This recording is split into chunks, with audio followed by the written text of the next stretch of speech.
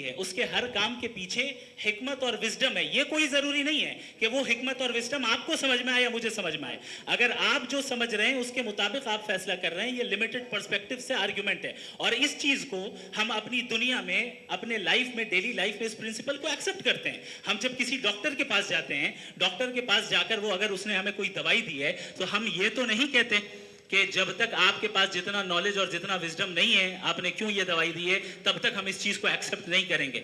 नहीं कहते, हम उसकी अथॉरिटी को तस्लीम करते हैं। क्यों? क्योंकि उसकी हम जानते हैं कि वो नॉलेजेबल है, वो विजडम वाला है, हमसे ज्यादा नॉलेज और हमसे ज्यादा विजडम है। बताएं सर। नहीं, डॉक्टर में और खुदा में बड़ा डिफरेंस है। डॉक्टर पढ़ा लिखा होता है, एक तो मैं उसकी बात सुनूंगा।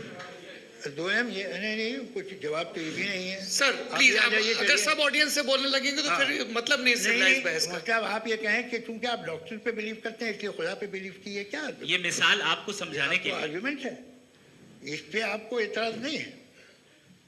तो सिंपल बात ये है कि मैं अगर ये यकीन कर लूँ कि एक ओमनी पेटेंट उसकी मसलहत है, ये जो बच्चे मर रहे हैं ये मसलहत है उसकी, मुझे नहीं चाहिए थी मसलहत। उसकी मसलहत नहीं, यही तो समझना है। मतलब एक्सपीरियंस। अच्छा, इस आपने अभी मेरी बात पूरी सुनी नहीं। मैंने कहा आपका पूरा आर्ग्यूमेंट दो फॉल्स असम्पशंस पर है। एक फॉल्स असम्पशन मैंने बता दिया, दूसरा फॉल्स असम्पशन ये है कि इस दुनिया में इविल के होने का कोई गुड रीजन नहीं है, जबकि हमारे पास बाज रीजंस मौजूद हैं, हमारे पास बाज वजूहात मौजूद हैं। अगर इस दुनिया में इविल ना हो तो आप गुड को डिफाइन कैसे करेंगे? अगर जुल्म ना हो आप इंसाफ को समझेंगे कैसे? अगर तारीकी ना हो तो आप लाइट को समझेंगे कैसे? बहुत अच्छे। अभी और सुन लें, अभी और बाकी है। ये तो बात बहुत पसंद आई साहब मुझे कि जब तक रेप ना हो तब तक औरतों की इज्जत का ख्याल आपने मेरा जवाब पूरा सुना ही नहीं। जब तक के बच्चों का कत्ल ना किया जाए तब तक आपको बच्चों की मासूमियत की इज्जत है। आपने पूरा जवाब सुना ही क्या नहीं। बात है, क्या आपने नुक्ता निकाला? आपने पूरा जवाब सुना ही नहीं। आप सुन लें, मेरी बात सुन लें।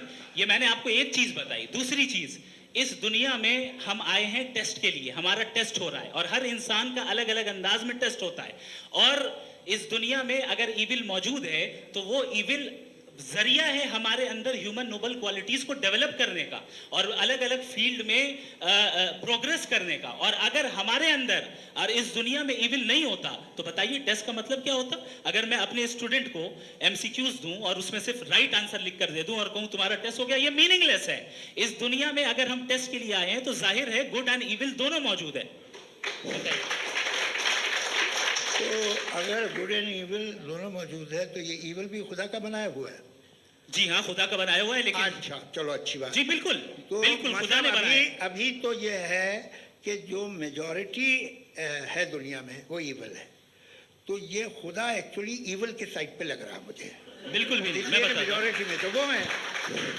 क्या बात कर रहे हैं भाई आप? मैं बहुत कोई भी जो मुंसिफ होगा, चाहे आपका अपना घर हो जिसके आप सबसे बड़े हैं, चाहे आपकी ऑर्गेनाइजेशन हो जो आप चलाते हैं, वहां पर आप इविल रखेंगे साबित करने को कि बाकी लोग शरीफ हैं। मेरी बात सुनिए। क्या ये आर्ग्यूमेंट ही गलत है? अगर कि जब तक के कोई इविल नहीं होगा तब तक के शरीफ आदमी शरीफ नहीं लगेगा। अगर एग्जामिनर गलत ऑप्शन दे रहा है तो एग्जामिनर इविल नहीं हो गया। जो गलत ऑप्शन को सेलेक्ट कर रहा है वो फेल होगा। क्रिएटर ने इविल को बनाया है लेकिन वो इविल नहीं है। अच्छा सुनिए मेरी बात, लेट मी कंप्लीट सर। जी जी। क्रिएटर ने इविल को बनाया है टेस्ट के लिए, वो इविल नहीं है। इविल वो होगा जो उसे इख्तियार करेगा। छुरी को बनाने वाला गलत नहीं होता है, छुरी का गलत इस्तेमाल करने वाला गलत होता है।